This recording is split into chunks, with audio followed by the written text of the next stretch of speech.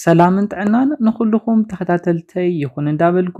ናብ ናይ ልምዓንቲ መደበይ ከኣቱ ኣብ ናይ ልምዓንቲ መደበይ ካብ ጾታዊ ርክብ ውፅእ ዝበለ መደብ ሒዘልኩም መፅእ ኣለኹ ብዙሓት ሰባት በዚ ፀገም ወይ ከዓ በዚ ሕማም ንውሕ ንዝበለ ግዜ ይሳቀዩን ኢቭን ክንቀሳቀሱ ናብ ዘይኽእልሉ ደረጃ ስለ ዝበፅሑ እየ ነዚ መደብ ሒዘልኩም መፅእ ዘለኹ ናይ ልምዓንቲ መደበይ ዘልዕሎ ብዛዕባ ሄሞሮይድ ኪንታሮት ወይ ከዓ ኣብ መቐመጫ ከባቢ ዝወፅእ ኦሞሮዲያ ኢና ክንርኢ ፈለማ ነዚ ቻነል ሓደሽቲ ዝኾንኩም ሰብስክራይብ ብምግባርን ነታ ናይ ደውል ምልክት ብምንካእን ክትተባብዑናን ስድራ ክትኮኑናን ከምኡ እውን ዝተፈላለዩ ናይ ጾታዊ ርክብ ናይ ጥዕና ናይ ሓዳርን ናይ ፍቕሪ ሂወት ኢንፎርሜሽን ትረኽብሉ ቻነል ስድራ ንኽትኮኑ ብክብሪ ሓትት መደብና ናብ ብዙሓት ብኦሞሮዲያ ሕማም ዝሳቀዩ ሰባት በፂሑ ትምህርቲ ንኽወስድሉ ላይክ ጌርኩም ጀምርዎ ስድራ ንዝኾንኩምና እንዳመስገንኩ ናብ መደበይ ክምለስ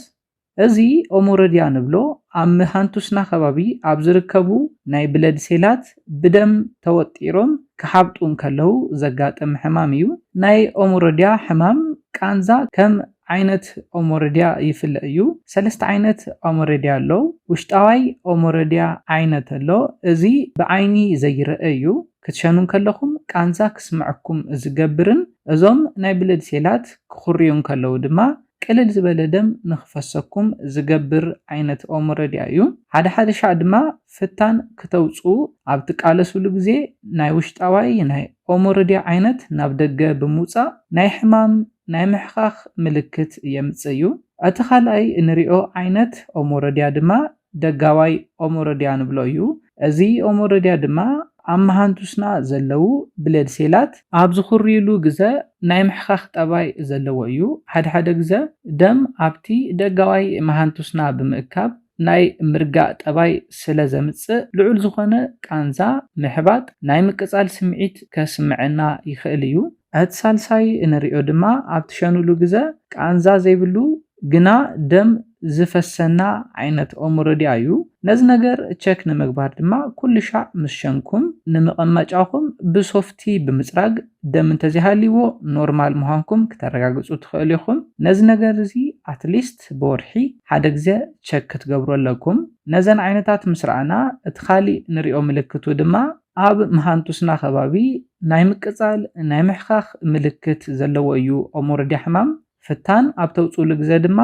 ብብዙሕ ቃንዛ ተውፁ እንተኮይንኩም ብናይ ኦሞሮዲያ ሕማም ከም ዝተተሓዝኩም ክትፈልጡ ትኽእሉ ኢኹም ስለ ዝኾነ ምልክታቱን ዓይነታቱን ምስ ረኣና ከመይ ክንከላኸሎ ከም ንኽእል ክንርኢና እቲ ቀዳማይ ክንከላኸሎ ንኽእለሉ ሜላ እንታይ እዩ ንፍራፍረን ቆፅላ መፅልን ኣብዚሕና ብምብላዕ እዩ እቲ ካልኣይ ሜላ ድማ ብፋይበር ሪች ዝኾኑ ምግብታት ብምብላዕ እዩ ካብ ፋርማሲ ዝወሃቡ ናይ ፋይበር ክኒናታት ኣለው ነዚኣቶም እውን ክትወስዱ ትኽእሉ ኢኹም እቲ ካሊእ እንሪኦ ድማ ምስ ናይ ፍታን ምድራቕ ተታሒዙ ንምልስላስ ዝጠቕሙ መድሓኒታት ኣለው እዞም መድሓኒታት ክንርኢ ከለና ዶክስቴት ሳሌም ዊክ ዴክስትራም ማይቲ ስላይሶስ ዝበሃሉ መድሓኒታት ኣለው እዘን መድሓኒታት ብዘይ ሓኪም ፕሪስክሪፕሽን ስለ ዝሽየጡ ገዚእኹም ክትጥቀሙ ትኽእሉ ኢኹም ነቲ ናይ ሕማም ምሕኻኽን ምቅፃልን ንምቕናስ ድማ ኣብ ገዛኹም ኮይንኩም ክትገብርዎም ዘለኩም ነገራት ክሕብረልኩም እየ ፈለማ